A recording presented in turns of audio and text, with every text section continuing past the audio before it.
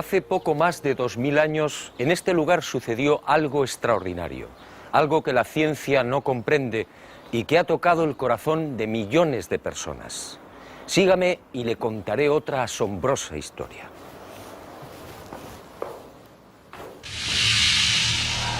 Todo empezó con el ajusticiamiento de un hombre. Fue brutalmente torturado. Fue azotado. Cargó un pesado madero hasta el lugar de ejecución. Fue clavado por las muñecas y pies y murió en la cruz. Y fue sepultado.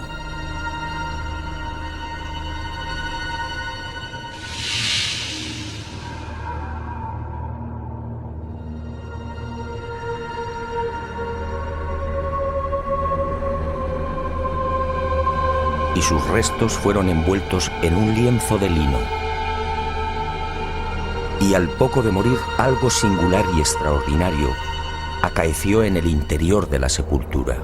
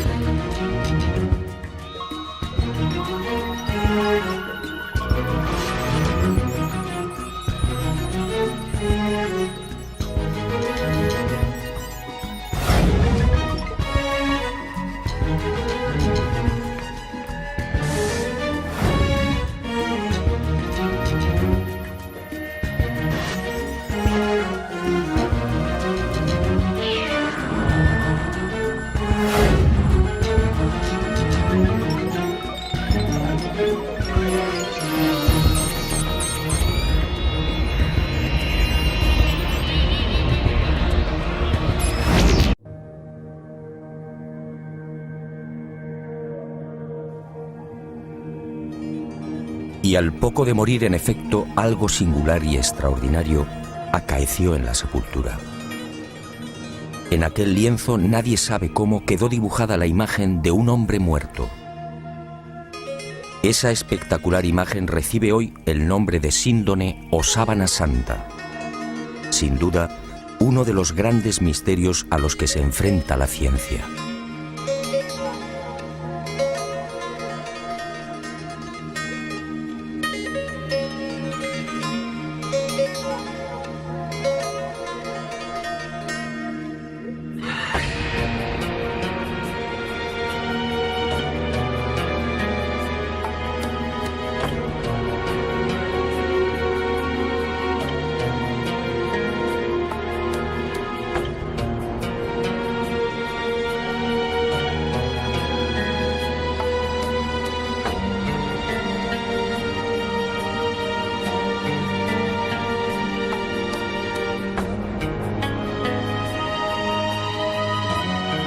Tras aquel enigmático y trascendental suceso que los creyentes en Jesús de Nazaret identifican con la resurrección, el lienzo de lino desaparece y se ve envuelto en toda clase de leyendas y rumores.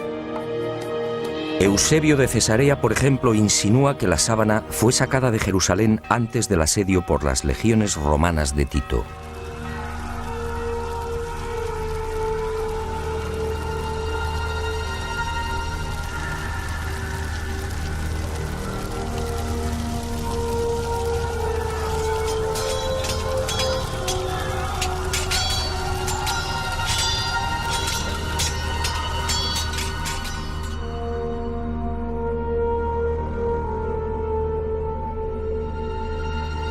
y los discípulos del Maestro pudieron ocultarla en la ciudad de Pela, al este del Jordán.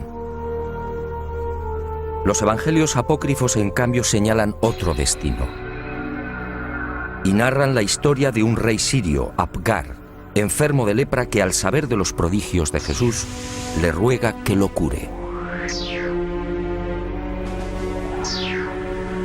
En una más que supuesta carta, Jesús responde anunciándole que una vez cumplida su misión enviará a Edesa, la actual ciudad turca de Urfa, a uno de sus discípulos para sanarle. Y la tradición asegura que Apgar, al envolverse en la sábana santa, quedó curado.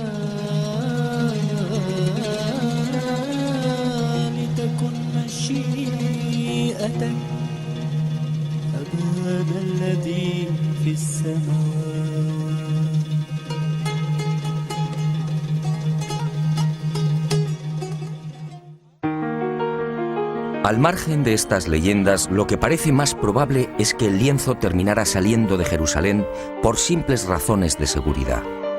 Como es sabido, la ley mosaica prohíbe el contacto con cadáveres o con restos funerarios.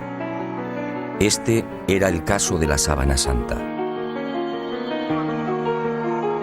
En opinión de muchos exégetas, los discípulos de Jesús, al hacerse con el lienzo mortuorio, se vieron en la necesidad de trasladarlo lejos de Israel, ocultándolo en alguna de las nacientes comunidades cristianas de Asia Menor. Y Edesa fue el lugar elegido, quién sabe si por la protección del mítico rey Apgar.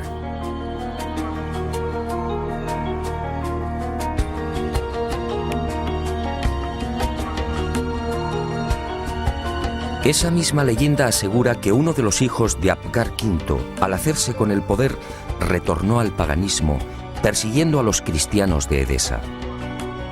Y la sábana fue escondida en el interior de la muralla, sobre la puerta occidental.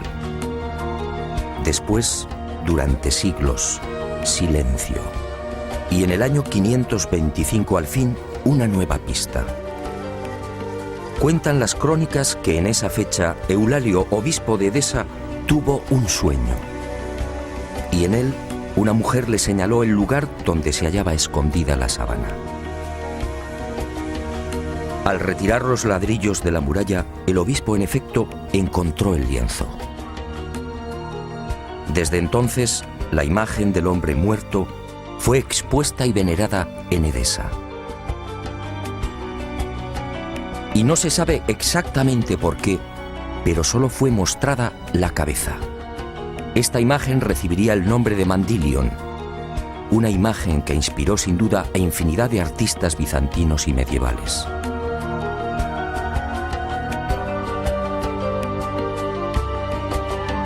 Y durante 400 años el lienzo permaneció en Edesa, pero su fama llegó hasta los confines de la cristiandad.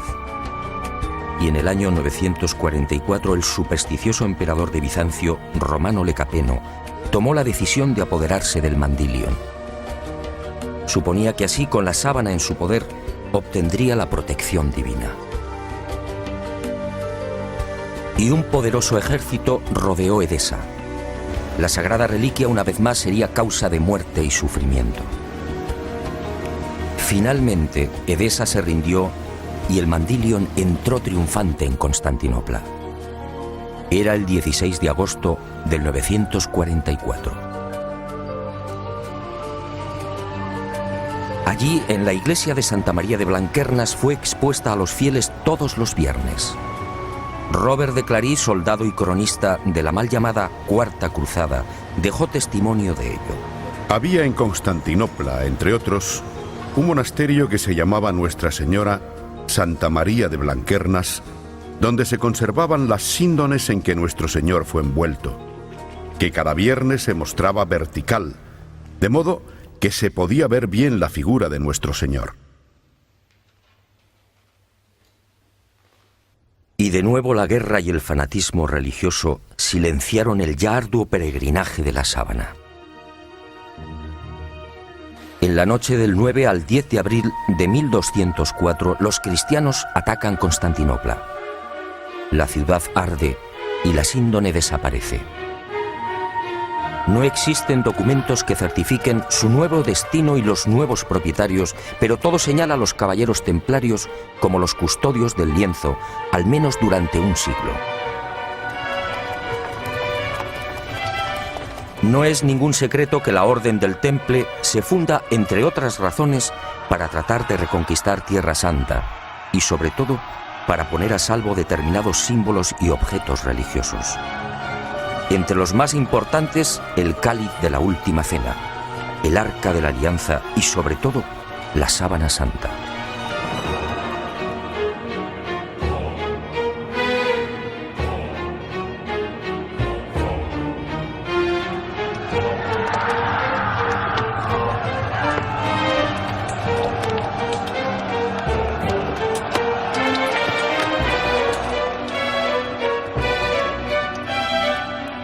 Los caballeros templarios disponían de una información privilegiada y a lo largo de la conquista de los santos lugares peinaron Jerusalén y los subterráneos de la Ciudad Santa. En especial, los túneles y cámaras secretos de lo que fue el primero y segundo templos de Salomón. ¿Encontraron lo que buscaban? En mi opinión, nunca hallaron el Santo Grial o el Arca, pero sí la Sábana Santa.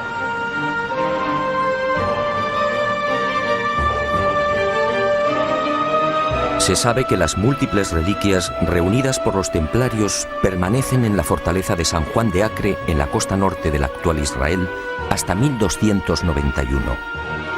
Desde allí viajan a Chipre, Marsella, Besançon y París. ¿Pudo la Sábana Santa seguir ese itinerario? Es muy probable. Uno de los indicios que apunta a los templarios como los secretos propietarios de la síndone durante 145 años es la acusación por parte de la Santa Sede de venerar a un extraño rostro al que llamaban Baphomet, un rostro sospechosamente parecido al de la Sábana Santa. Esta, entre otras, sería la causa de la persecución y encarcelamiento de la poderosa orden templaria.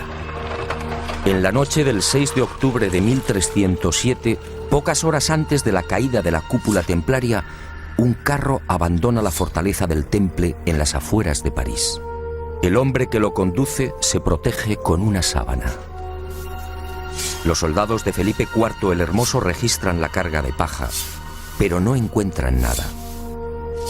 Y la síndone que protege al conductor es puesta a buen recaudo.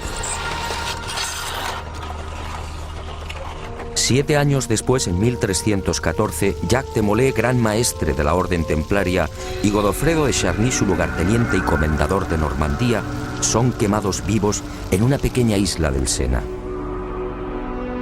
La Sábana Santa sigue sin aparecer, pero sería por poco tiempo.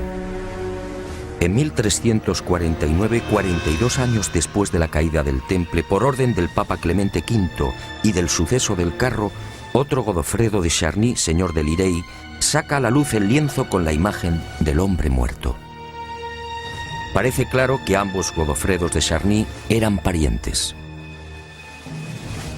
¿Pudo quedar la sábana en poder del segundo señor de Lirey? Es lógico, ya que la síndone se encuentra bajo su protección.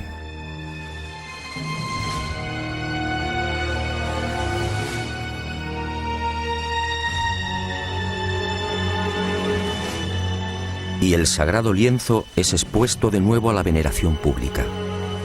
Pero el azaroso peregrinaje de la síndone no ha terminado. Unos 60 años más tarde, en 1415, Margarita de Charny, nieta de Godofredo y casada con el señor de San Hippolyte-sur-le-Duc, retira la sábana de la colegiata de Lirey. Tiene miedo a los pillajes que ha generado la Guerra de los 100 años. Y el lienzo es trasladado al castillo de San Hippolyte. Al enviudar, la pésima situación económica de Margarita le obliga a exponer la sábana, obteniendo así algunos dineros.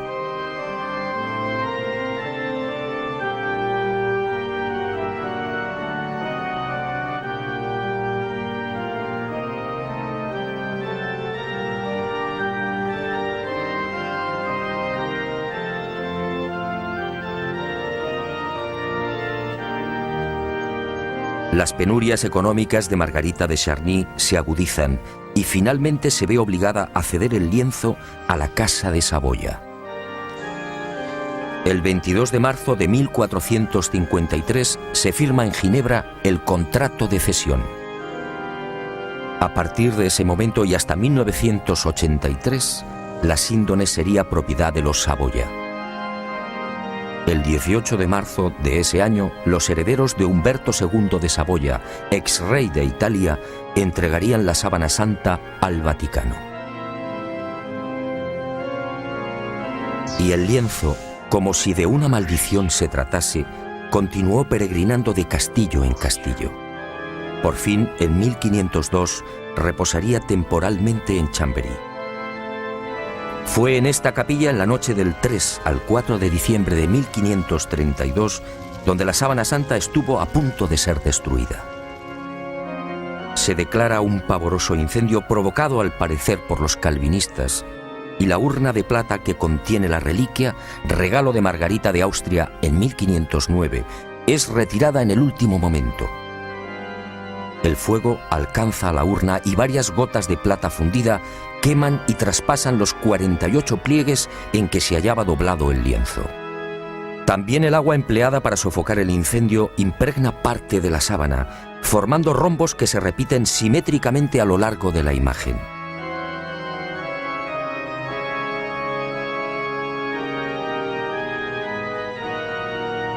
Y las monjas clarisas de Chambéry remiendan los desperfectos y cosen un forro en la parte posterior del lienzo.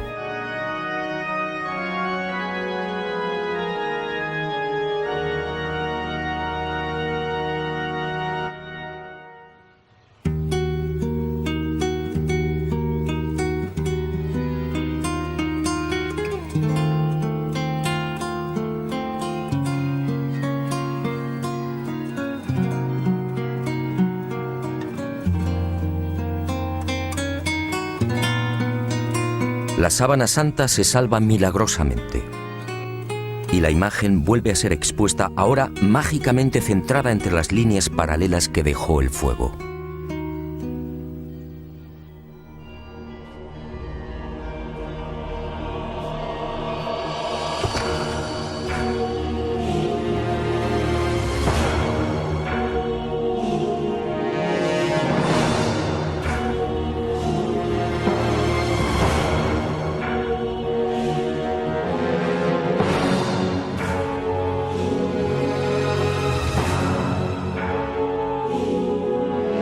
Y el peregrinaje de la síndone toca a su fin.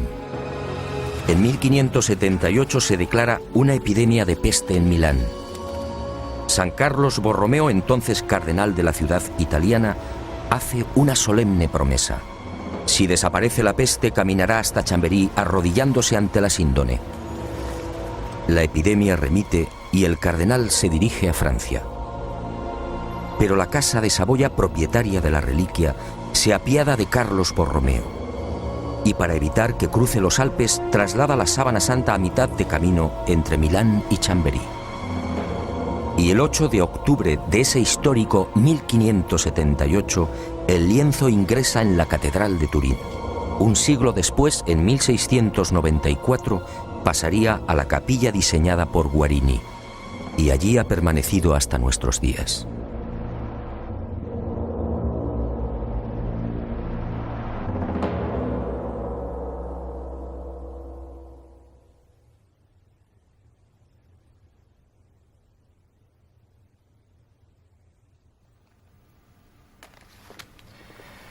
Evidentemente, a la vista de estos testimonios históricos, nadie debería dudar de la autenticidad de la sábana santa.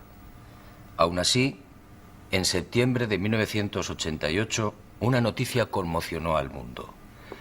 El carbono 14 arrojó una datación sorprendente.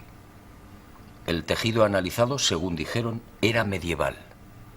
Y los científicos situaron la época de su elaboración entre los años 1260 y 1390.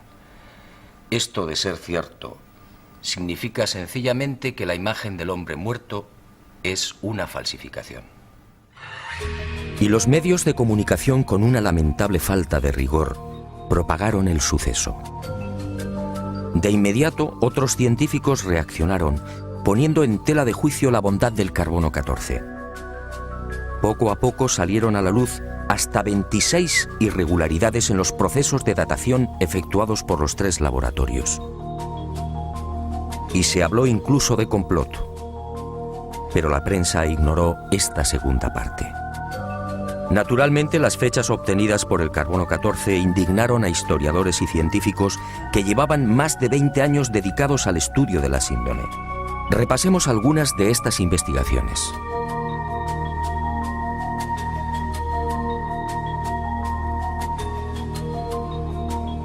El fotógrafo turinés Secondo Pia recibe el encargo de la Casa de Saboya de tomar varias imágenes de la Sábana Santa. Son las primeras fotos de la síndone. Al revelar las enormes placas, el fotógrafo queda perplejo. Los negativos en realidad son un positivo. Y el mundo contempla por primera vez el auténtico rostro y la imagen real del hombre muerto. La síndone, por tanto, es un negativo fotográfico. ¿Había fotógrafos en los siglos XIII y XIV? Un primer grupo de expertos examina la síndone y toma muestras de los hilos de lino. Nuevas sorpresas. No hay pintura, tintes ni pigmentos. Nadie se explica la formación de la imagen. El profesor Raes del Instituto de Tecnología Textil de Gante analiza estos hilillos y descubre con el microscopio la presencia de fibras de algodón. En Europa no se tejió el algodón hasta finales del siglo XV. La síndone, además, fue tejida a mano y con una textura denominada espina de pescado, una modalidad que llegaría al viejo continente en ese mismo siglo XV. El lienzo, en definitiva, según Gilbert Raes, es idéntico a los confeccionados en el Medio Oriente en el siglo I. Y surge otra inevitable pregunta. ¿Cómo se las ingenió el falsificador de los siglos XIII o XIV para introducir en la urdimbre unas fibras de algodón todavía desconocidas en Europa? Médicos y antropólogos examinan también la figura del hombre muerto. Lo que ven les llena de admiración. Aquel varón de claro perfil caucásico fue un atleta. Altura 1,81 metros. Perímetro de la caja torácica 99 centímetros.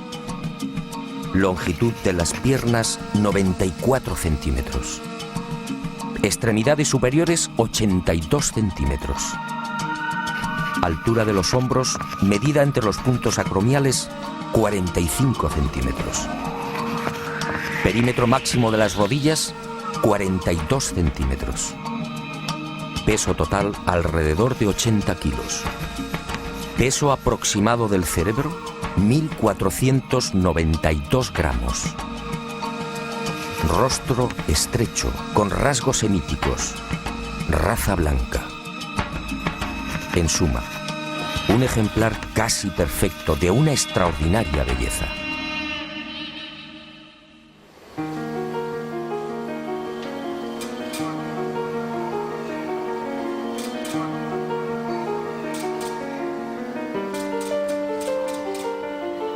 Los científicos tratan de imitar la imagen de la Sábana Santa y utilizan toda clase de procedimientos.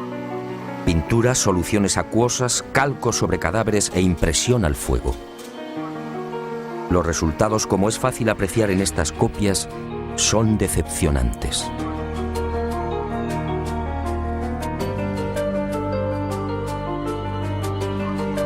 Ninguna de las imágenes obtenidas presenta la belleza, serenidad y perfección del hombre muerto. La duda sigue en el aire.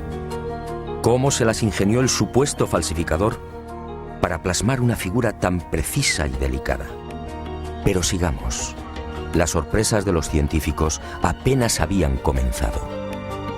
En la noche del 23 de noviembre de 1973, Max Frey, palinólogo y experto en criminalística, tiene acceso a la Sábana Santa. Toma muestras del polvo adherido al lino y las analiza al microscopio electrónico.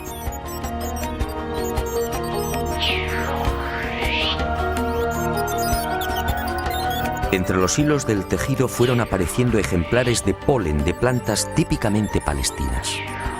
La asuera fue una de las primeras. Después llegaron otros pólenes de la flora halofita que creció en el Negev y en los estratos sedimentarios del lago de Genezaret hace 2000 años. Plantas hoy extinguidas cuyos pólenes fueron arrastrados por los vientos hasta la ciudad de Jerusalén. Y allí quedaron prisioneros entre los hilos de la síndone.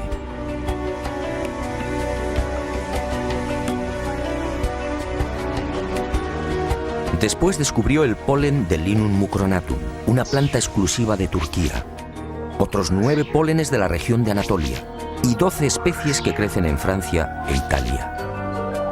En total 22 pólenes que certificaban el peregrinaje de la sábana santa por Israel, Edesa, Constantinopla, Francia e Italia.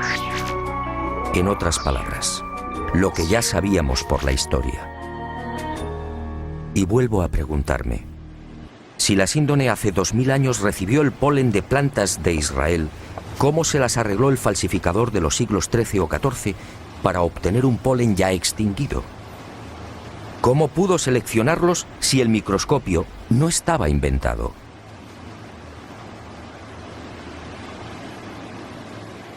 Los descubrimientos de Max Frey, en efecto, hablan por sí mismos. La presencia del polen debería de haber sido más que suficiente para silenciar a cuantos negaban la autenticidad de la síndone. Pero el carbono 14 siguió eclipsando estos aplastantes hallazgos científicos.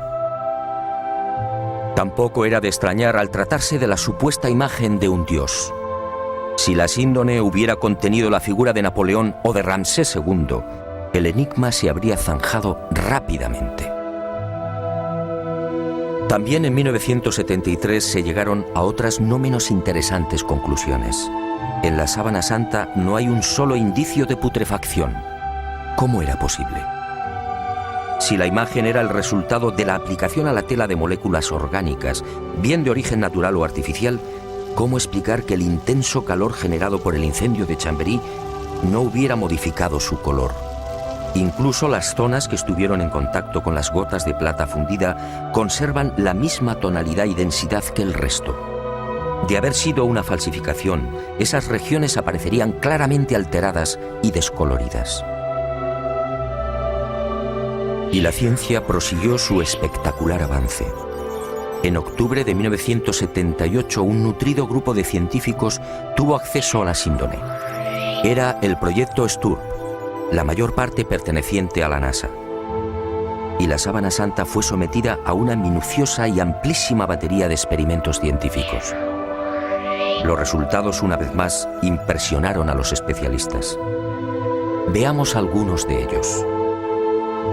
En la imagen del hombre muerto se observan numerosos coágulos, manchas y reguerillos de sangre. Pues bien, nadie logró explicar por qué esos coágulos aparecen intactos y con los bordes perfectamente definidos. Si aceptaban la hipótesis del robo del cadáver, dichas manchas tendrían que haber sufrido las lógicas roturas y desflecados. Al introducir un escáner entre el lienzo y el forro cosido por las monjas clarisas de Chambéry, se observó que la sangre había penetrado también en el reverso del lienzo. Aquella sangre era del grupo AB, muy común entre los judíos. Las diferentes analíticas y pruebas hematoscópicas demostraron la presencia en la imagen de sangre venosa y arterial, así como de la albúmina del suero sanguíneo. Y el veredicto del carbono 14 quedó nuevamente en ridículo. ¿Qué falsificador de los siglos XIII o XIV tenía la capacidad para aislar y distinguir el grupo AB o la sangre venosa del arterial? Como es sabido, mucho después, en el siglo XVI, el español Miguel Servet fue condenado a la hoguera por asegurar, entre otras cosas, que la sangre circulaba. Y los científicos volvieron a comprobar lo que ya se sabía: ni rastro de pintura ni de pigmentación alguna. Aquel supuesto falsificador efectivamente tuvo que ser un genio. Otra de las sorpresas llegó al explorar los hilos. En este tipo de tejido, cada hilillo está integrado por unas 200 fibras. Vistas al microscopio parecen cañas de bambú. Pues bien, De esas 200 fibras, solo 2 o 3, las más superficiales, aparecían chamuscadas. Solo 2 o 3 eran las responsables de la formación de la imagen. En un primer momento, los científicos atribuyeron el abrasamiento de las hebras superficiales a una misteriosa y desconocida radiación. Una energía intensa y brevísima. Solo así podía explicarse una imagen tan superficial. Después, al examinar las fibras con el microscopio de contraste de fases, se percataron de algo mucho más sutil. Las hebras en realidad no estaban quemadas. Las fibras habían sido deshidratadas, es decir, envejecidas y oxidadas en centésimas de segundo. En suma, se habían vuelto amarillas exactamente igual que amarillea el lino con el paso del tiempo. El resto de las fibras, sin embargo, conservaba la frescura y el color más claro, propios de un lino no envejecido artificialmente. Lo que los ojos aprecian en la síndone, por tanto, no es otra cosa que un cambio de tonalidad en las referidas fibras superficiales. Increíble, sí. La imagen del hombre muerto, según los científicos, tiene su origen en un singular mecanismo de envejecimiento. Dos de los científicos del proyecto STURP, los entonces capitanes de las Fuerzas Aéreas norteamericanas, Jackson y Jumper, serían los descubridores de otra de las singularidades de la imagen de la sábana santa de Turín. Al detectar aquella anomalía, sus esquemas mentales se vinieron abajo definitivamente. Trabajando con las computadoras, se percataron de algo aparentemente imposible. La imagen era tridimensional. Al contrario de lo que sucede con una fotografía normal y corriente, la imagen del hombre muerto conservaba una información subterránea, solo detectable con los ordenadores. Aquella no era una imagen plana. La intensidad luminosa de cada punto era distinta y dependía de la distancia del cuerpo al lienzo.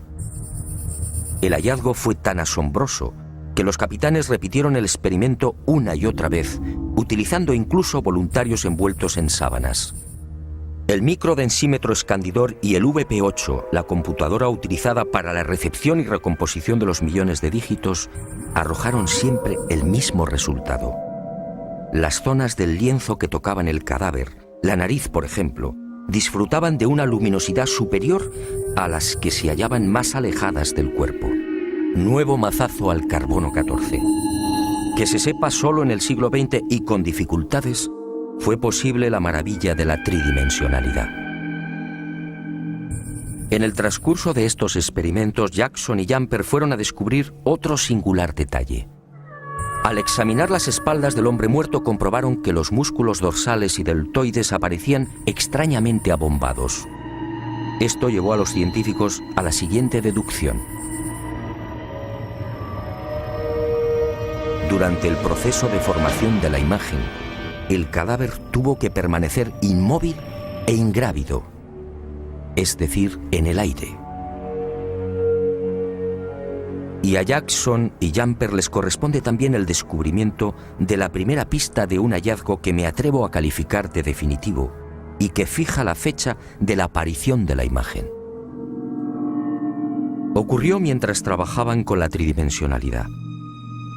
De pronto, sobre los ojos descubrieron dos círculos. ¿Se trataba de monedas? Esa justamente era la costumbre judía en los enterramientos próximos al sábado. Los párpados del difunto eran cerrados y sobre ellos se depositaban sendas monedas. Al poco, el padre Filas, jesuita norteamericano, redondeó el descubrimiento. Sus pesquisas entre los más destacados numismáticos dieron fruto. Las letras que se leen en uno de los círculos, Ukai, eran idénticas a las que presentan los leptones, unas pequeñas monedas de bronce de 2 gramos de peso y 15 milímetros de diámetro. Unas monedas acuñadas por Poncio en la provincia romana de la Judea entre los años 29 al 32. Ukai era parte de la leyenda Tiberiu Caesaris, es decir, de Tiberio César, el emperador que gobernaba en el año 30, fecha de la muerte de Jesús de Nazaret.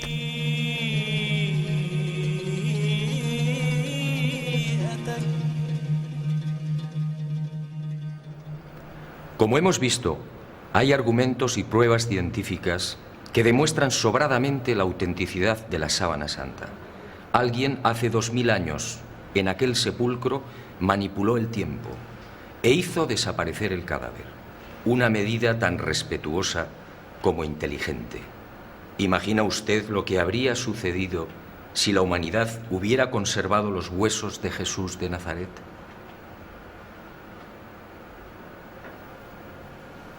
Y esa fuerza desconocida y poderosa que aceleró la descomposición del cadáver, envejeciendo la sábana, nos regaló también una fotografía única en la historia. Una imagen que recuerda el horror padecido por aquel hombre. Sígame y se lo mostraré. Ah, y una advertencia. Quizá lo que se dispone a ver y escuchar no sea de su agrado. Pero esa fue la verdad. También la medicina investigó la imagen del hombre muerto, y lo que halló causó pavor entre traumatólogos, internistas, forenses y anatomistas. Examinemos paso a paso aquella pasión y muerte. Cercana a la medianoche del jueves al viernes, aquel hombre se retiró a lo más frondoso del olivar. Y una profunda angustia lo clavó a tierra. El fortísimo estrés y quizá el miedo provocaron un singular fenómeno en su piel, la hematidrosis, un sudor sanguíneo que empezó a debilitarlo. Las manchas de sangre, en efecto, cubren toda la imagen.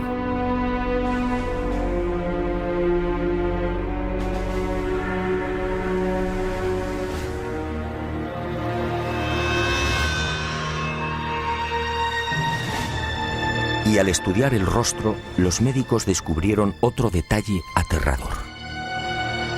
Durante el interrogatorio en la casa de Anás, Jesús no recibió una bofetada como reza la tradición, sino un violento bastonazo propinado por uno de los esbirros del ex sumo sacerdote.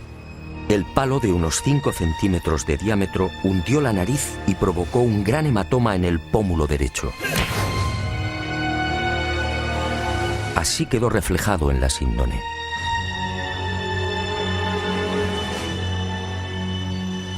Pero lo peor estaba por llegar. Al examinar las imágenes frontal y dorsal, patólogos y forenses palidecieron. Aquel hombre había sido flagelado brutalmente. Algunos expertos han contado 120 golpes. Otros creen que recibió alrededor de 200. Golpes secos, potentísimos, que afectaron incluso a los testículos y al coxis.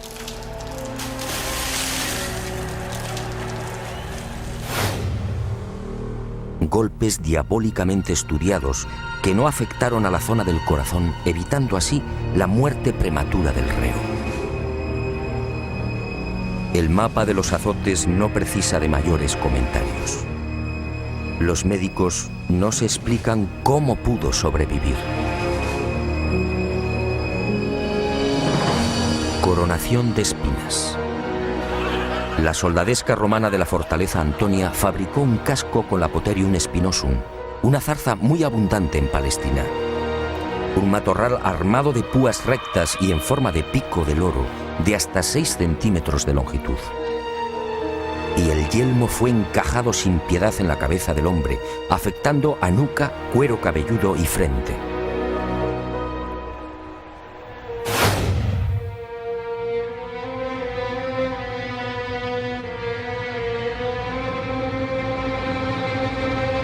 La hemorragia y el dolor fueron igualmente intensísimos.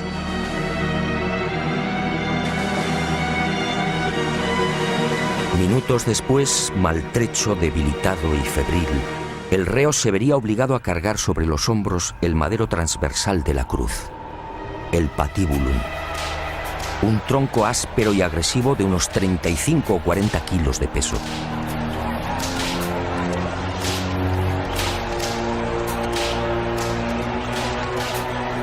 Fue amarrado con una cuerda que a su vez, tras rodear el tobillo, lo vinculó a los 2 terroristas que lo acompañaban hasta el lugar de ejecución.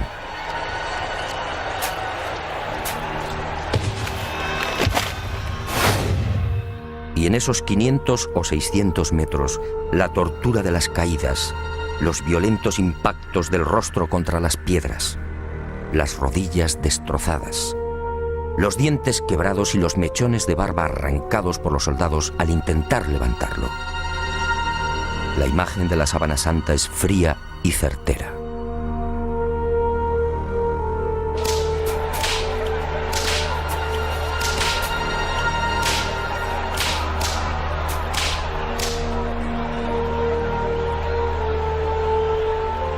Sí, algo falló. Según los médicos, el largo clavo de hierro de unos 20 o 25 centímetros utilizado para clavar una de las muñecas debió tropezar con un nudo y fue retirado y martilleado de nuevo.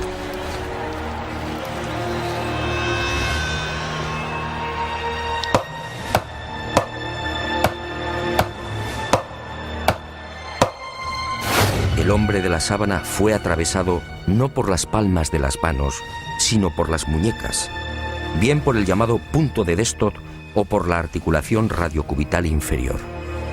Los clavos rozaron el nervio mediano y provocaron la contracción de los dedos pulgares. Por eso no aparecen en la síndone.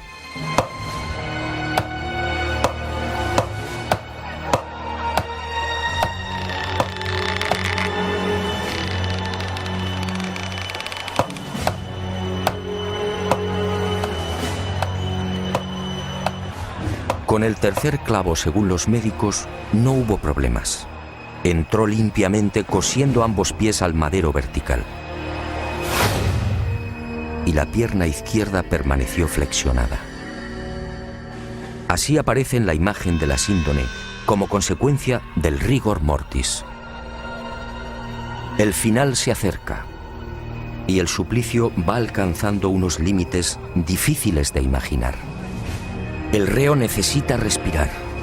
Para ello solo dispone de un sistema: apoyarse en el clavo de los pies y alzarse a pulso milímetro a milímetro, con la ayuda de los clavos que perforan las muñecas. El corazón bombea desesperadamente, alcanzando hasta 180 pulsaciones por minuto. A los 10 o 12 minutos, pérdida de conocimiento. Pero el hombre se recupera. Nueva lucha para obtener un poco de oxígeno. La tetanización gana la batalla. Las piernas quedan inutilizadas. Ahora solo puede alzarse con el auxilio de las muñecas y músculos de los hombros. El cataclismo es generalizado. Finalmente el corazón se rompe. La agonía se ha prolongado durante hora y media. La medicina, perpleja, sigue muda.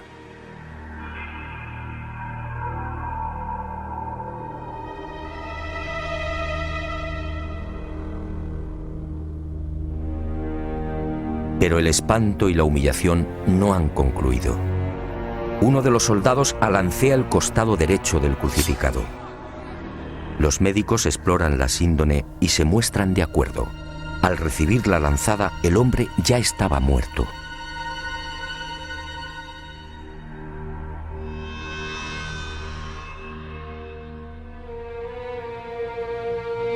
La lanza resbaló por encima de la sexta costilla, atravesó pulmón y corazón y abrió la aurícula derecha. Y manó sangre y agua. Sangre de la vena cava superior. Agua o líquido seroso del pulmón. Después, en el descendimiento o en el traslado al sepulcro por efecto de la gravedad, la vena cava inferior se vació igualmente. Y ese reguero aparece también en la cintura del hombre muerto.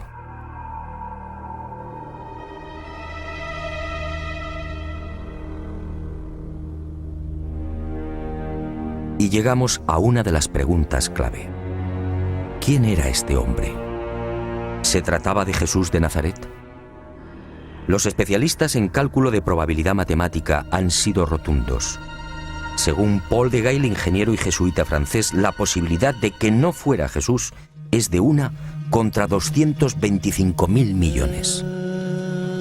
En palabras del médico italiano Tino Zeuli, esta probabilidad es la misma que tiene una piedra de convertirse en pájaro y salir volando.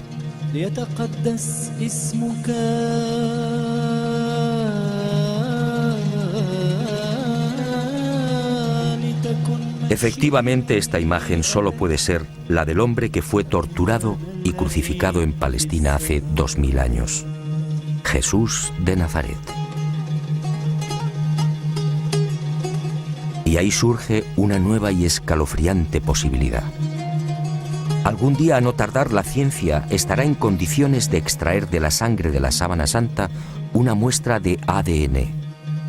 Entonces el mundo podría asistir a la clonación de aquel hombre muerto. La clonación de Jesús de Nazaret. Decenas o cientos de cuerpos físicamente idénticos al del Maestro.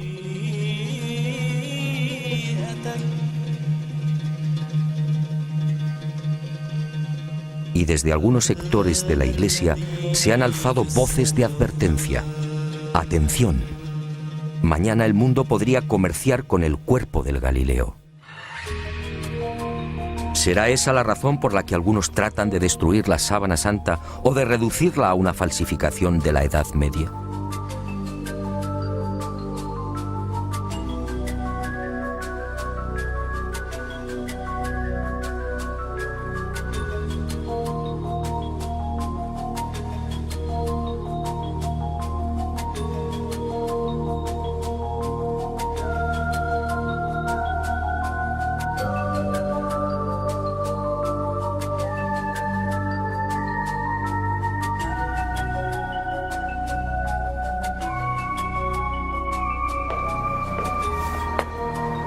Ahora lo sé. Jesús de Nazaret, mi Dios y Creador, se guardó un as en la manga. Un as para los escépticos, el as de la resurrección. Algo que felizmente también le pasará a usted.